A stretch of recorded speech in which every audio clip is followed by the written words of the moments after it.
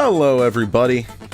So, we've all had a lot of funs, a lot of laughs with this month, and so figured we'll, after the fact, take a moment to discuss, how my views on these games may have changed, how they've stayed the same, or,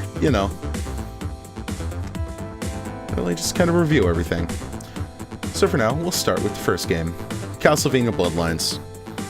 I mentioned during the LP that this was the first game I'd ever beat, so let's be honest, my nostalgia for this game will know no bounds. I adore this game, and those feelings have never changed.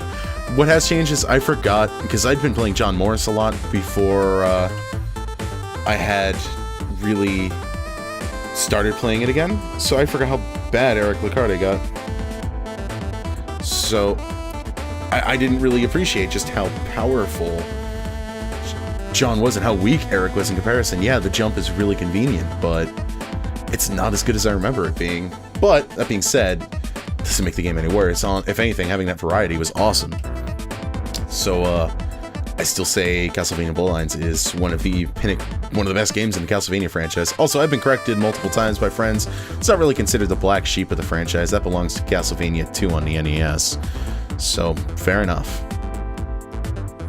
Now, the next game I want to go over is another game that was near and dear to my heart when I was growing up, which was Musha. To this day, I still have no idea where that cart came from, and I am very grateful for its existence. It's awesome. I still consider Musha one of my favorite shmups, despite the fact that I've gotten into the Danmaku / Bullet Hell / Maniac / whatever the fuck people call those games nowadays.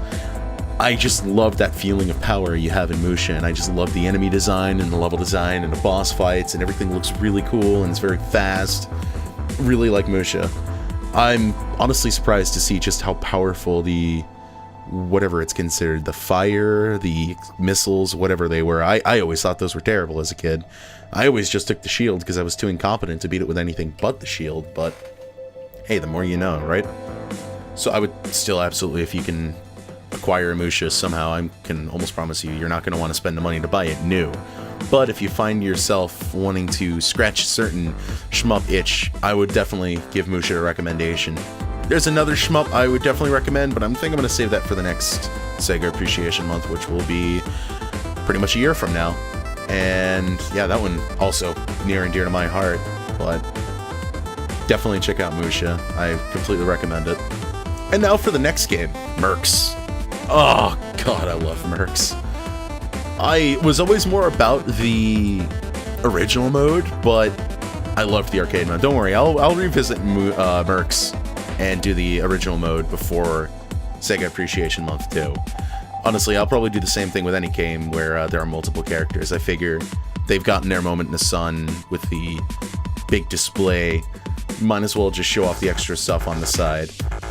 And absolutely, Mercs was an arcade game originally. It's actually the sequel to Commando. I don't remember if I mentioned that on the LP itself, but it's an awesome game. It's among one of the best top-down shooters, period. I mean, there are some better ones. Robotron 64 is great fun, but as far as it comes to the 16-bit era, oh god. I can't think of one that tops Mercs. Just with the weapons and the explosions and all that chaos that goes on, it's great fun. Then there was this monstrosity. Back to the Future Part 3. Don't play this game. Don't waste your time playing this game. I did it as a joke. I'm sorry. It's a game I had as a kid. I don't know why I played it as much as I did, and I barely played the game. It's seriously not a good game. It's atrocious.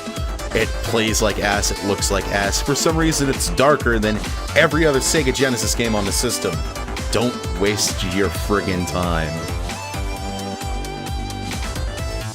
And then there's the game that I say with a heavy heart, I really don't remember.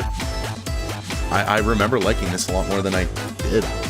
It's not that it's a bad game, but like, I would say Sonic 2 is a pretty good game up to the point. I mean, I will stand my ground that any day of the week I will pick Sonic 3 and Knuckles before Sonic 2, but it was never as definitive as it was nowadays. Like, I will still say up through, hell, I'll even give it through Metropolis Zone, hell, even the Sky Fortress, now that I've kind of learned a few tricks about it.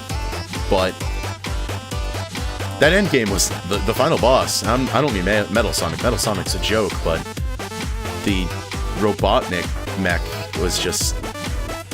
The hitbox is so screwy, it's so wonky, I did not enjoy the end of this game. Like, I just was not having fun anymore. Like, I can imagine as a kid, if I got to that point, I'd probably have just stopped playing the game, period. It was... You had to be too perfect for that fight, and I mean, I know why I used to always warp to that part now. I know why I used to never beat the game legitimately, because I had to do it again. And I already know, G-Wolf, eat my ass. I will not get good. I got good at the end of that. No, I received plenty of flack from buddies of mine for not being that good. And I figure I got pretty okay by the end of it, and just... I mean, it's a good game still, I guess, but I just would rather play Sonic 3 and Knuckles, which I will be playing next year. Don't worry. I'm very much excited to do that, but I'm probably going to practice it a bit more beforehand just to be a bit more competent at it. But, you know, I was a little disappointed with the end of it. Oh well, it can't all be rose-tinted glasses, you know, like making me ignore things that really bothered me about it. And then there's Contra Hardcore. Oh god, I love Contra Hardcore. Actually, how I acquired Contra Hardcore is part of the reason why I love the game so much. I mean, it's a great game, but my parents remembered me talking about how much I wanted it when I was a kid, and I got it, oddly enough. I woke up Easter morning. Yes, I know, Easter morning. Went in to, you know, to get all my candy and stuff, and there was a bunch of candy, and there was a gift wrapped up in it, and inside that gift was a copy of Contra Hardcore. And I still have that copy to this day, so I have also an incredibly happy memory about how I got this game.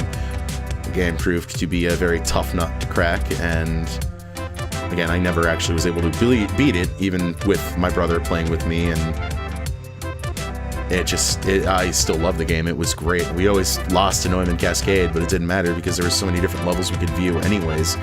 It was awesome. I still love this game to this day. Definitely harder than I expected the end game to be, but it's so short, I didn't mind. Like, I beat the game quite a few times to get to the end game, and I didn't mind it so much because it only, by the end of it, took me half an hour or so to get to that point. So I know it might be kind of weird where I complain about Sonic 2, but to get to that point, it's also like an hour or so, while in this game you can get there pretty quickly if you're on your A game, which after game overing a few times, you'll be on your A game, I promise you. You'll be doing very, very good. So definitely better than I'd remember almost. And then we have Strider. That really didn't get too far. God, I forgot how hard Strider was. Really short. It just kicked me in the nuts repeatedly. Like, oh my god. I just was not prepared for how difficult that game was. I forgot it had limited continues, which really made it a lot harder than it needed to be. And, I mean, I just usually play the PS1 version of that, and that has unlimited continues. Still good, though. Still pretty fun. Strider 2 is better. And then we've got Shinobi 3. Oh my god, I can't believe I actually successfully beat a sword-only challenge.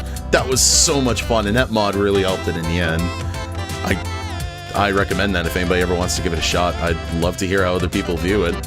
It's great, though. Honestly, Shinobi 3 is probably one of the best Genesis games out there. That final level... What was with the Sega Genesis and having the hardest final levels in existence, though? Like, my god, that platforming at the end was uncalled for. Final boss wasn't too bad after I learned his patterns a bit, but he was still pretty difficult. Also, having kunais would probably have made a world of difference at a lot of points in the game that were surprisingly difficult, but that's my own fault for that that restriction, but I think it was worth it. It was a great time, and I actually never owned Shinobi. I just rented it growing up a few times, and it was awesome. I grew up with Shadow Dancer. That was the game I owned. I just rented Shinobi 3 because I heard it was in the same franchise, and wow, Shinobi 3 is an awesome game. And it remains to be one of the best Genesis games to this day, in my opinion. Definitely check it out. It's on a lot of collections. Yeah, it's on a lot of collections when I think about it. The PSP one, I think there's one on PS3. Check it out. Then last, but certainly not least, Gunstar Heroes. Part of me remembers this game being harder than it was. Part of me remembered it being easier. I guess really what it was, I remember the beginning being harder and the end being easier. Holy crap, the boss rush at the end was so much more difficult than I remember, and really the entire end game, except for Gold and Silver. I remember Gold and Silver being way harder than it was, but maybe I was playing on a harder difficulty and I didn't even realize it. But I'm also a stupid child. Another game I didn't own growing up, but I never even heard of it until I just went to my cousin's house who lived out in Maryland, and he's like, "Oh my god, you still have a Sega Genesis? That's awesome. What games?" Like, I looked at him like, what the hell is Gunstar Heroes?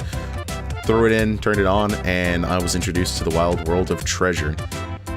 Actually, that's a lie. I was introduced to Treasure a little bit before that through Mischief Makers, which is kind of an odd one to have discovered and by, and it was awesome. Treasure owns. Definitely. And that's the end of Sega Appreciation Month. I hope you had a great time. We'll see you in December 2015 with this again, and I'll be making a video detailing how I'm going to be handling this channel from here on out. I hope you had a great time, and I hope you have a great 2015.